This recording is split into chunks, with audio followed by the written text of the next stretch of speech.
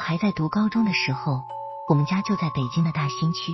现在想想，因为大兴机场的建设，地方的经济迅速腾飞，变化太大了。但是那时只有几幢空荡荡的大楼。当时我们村正进行拆迁，大部分村民都搬进了新建的空港新苑陪迁房，我们家也被分配到了3套陪迁房，但由于装修和整理还没完成，暂时还不能搬进去，所以我爸先去看管新房，而我和我妈暂时留在村里。很巧，就在我爸去新房的第一个晚上，我们村里就有人去世了。白天我和我妈去新房看看装修进展，看到一些穿着校服的人跪在地上痛哭。晚上我们回到村口的时候，正好碰上送葬队伍，他们在敲锣打鼓的送行逝者。看到这一幕，我妈开始感到不安，加上天色已晚，所以我们也没多停留。妈妈急忙带着我回家，因为在外面走了一天，实在累得不行。我回到家直接就倒在床上睡着了。这里说一下，我们村子周围都是农田，每户人家都有自己的地。我们家门口开垦了一片菜地，我爸还在菜地旁边的大棚旁边建了个小厕所。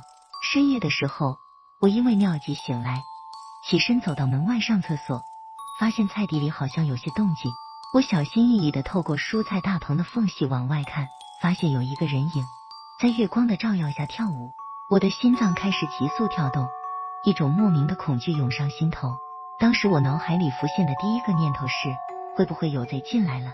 我急忙跑回房间，叫醒我妈。我妈当时正在熟睡，被我吵醒后有点生气，你怎么了？这都几点了？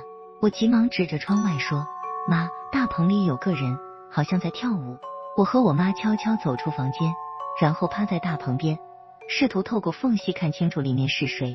我们看到一个穿着红裙子、脚踩高跟鞋的女人在菜地里自己跳舞，她的动作非常优美流畅，但她的穿着和现代社会格格不入。我妈看完后用力拉住我，然后我们急匆匆地跑回屋里。转身的时候，我还回头看了一眼，透过月光，我看到了一张纸人的侧脸。那张脸苍白无华，没有表情，但眼睛似乎在闪烁，给人一种诡异的感觉。那张纸脸跟我白天见到的纸人一模一样，纸人居然活了起来，这让我不知所措，恐惧瞬间笼罩住我，家里的环境也变得阴森可怖。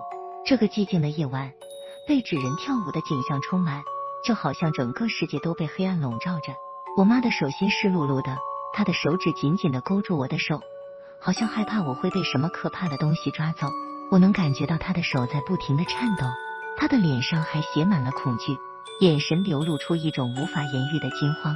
回到屋里，我妈小心翼翼地关上门，然后把家里所有的窗户都紧紧关好，然后她颤抖着声音对我说，赶紧上床睡觉吧，不要管这么多事。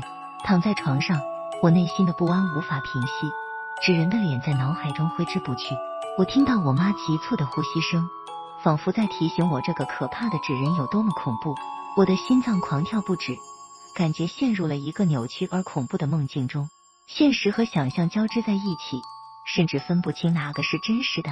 自从那天晚上看到纸人之后，我变得敏感而神经质，每当夜幕降临，我都会不由自主地想起那个可怕的场景，好像无处可逃。我也曾试图告诉朋友这个奇怪的经历，但他们却认为我是在编故事，觉得我太过敏感，容易受惊吓。尽管从那之后我再也没有见过那个纸人，但这个噩梦般的经历仍然深深地印在我的记忆中。每次出门，我都会左右扫视，生怕再次遇到那个纸人。也从那天开始，我开始更深刻地思考恐怖和超自然之间的界限。我明白了，恐怖不只存在于虚构故事中，也潜伏在现实世界的各个角落之中。